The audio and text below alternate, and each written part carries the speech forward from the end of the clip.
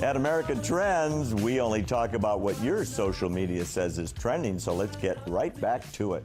We're talking about national security today. It's our topic, and it's going to be a major topic, America, at the debate on Sunday night. What's the biggest threat we face? All right, we've got an expert. Let's go ask him. Retired U.S. Naval Intelligence Officer and the host of the Need to Know show in Tampa, Florida, Frank Wuco.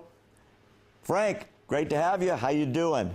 Hey, I am doing fantastic. Here on the west coast of Florida, we dodged Matthew, but they're getting clobbered there on the East Coast.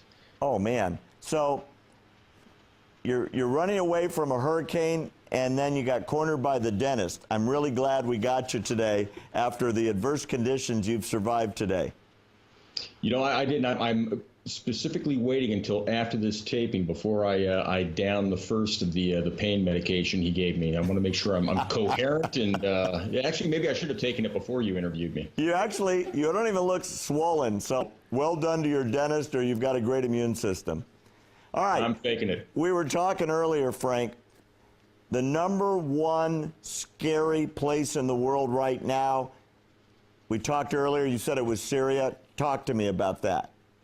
Yeah, well, you know, the world is a scary place right now, it seems. It just seems like a can of malevolence and violence has been opened up that I've never personally witnessed before without being in a major conventional world war. But Syria is particularly troubling. And one of the most interesting things about Syria to me is that Syria really is a land that is sort of a crossroads. But when it comes to the things that we typically think about that we get involved in conflicts over, the economics of warfare, Syria has nothing to offer the world. It has, if you're going to think of it in just stark terms, you know, the human element aside, there are no vital resources there. There are no vital shipping lanes there. There are no vital ports in Syria. But it is a thoroughfare and has been a thoroughfare for violent activity in the Middle East, whether it's the Iranians coming from east to west, down through Syria, into Lebanon over the last 30 years or so, or in the case of Iraq, when we were involved in the conflict there, OIF, moving from west to east, jihadis, that is Sunni Islamic militant fighters coming into Iraq. Now, the Russians see it as strategically important because it gives them a presence right in the heart of the Middle East, and that complicates it by even another 100 degrees. All right, so, I don't know, between you and me, big picture foreign policy, I think Syria is a disaster. I think we've run away. We drew a line in the sand and then turned around and sprinted in the other direction. After inauguration, whether it's Hillary or it's Donald, do you think our policy of not doing anything and letting Putin do whatever he wants is going to change? I seriously, I'm trying to, you know, extract myself from my own political viewpoints here, but I definitely think that there would be a tremendous difference in approach. Not really getting into which one is necessarily better or worse, but I believe if Hillary is elected, we more or less see a continuation of the status quo. Let's not forget that many of these foreign policy, sort of the engineering and the mechanics of these foreign policy moves that have taken place over the last 8 years were largely the doing of Hillary Clinton, and not so much that she was necessarily involved in what was happening, but I think part of the issue was the number of distractions that she had from her actual job. But either way, we have just completely disengaged from that region. And you can write strongly worded letters, you can draw lines in the sand, you can talk and talk and talk. But if you're not present, and you're not there, you know, in force, in a forceful way that may be perceived by some people as a threat, then you're not going to make any ripples in the water whatsoever in that part of the world. All right.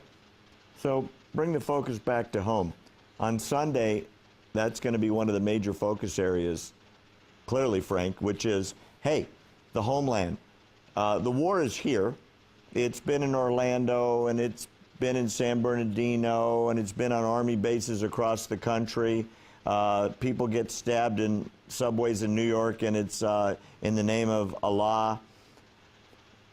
The war is now on our soil on a smaller scale than 9/11, but the frequency is unbelievable. What would you change? You heard Dr. Jasser, our previous guest, who knows a lot about this. He just testified before Congress.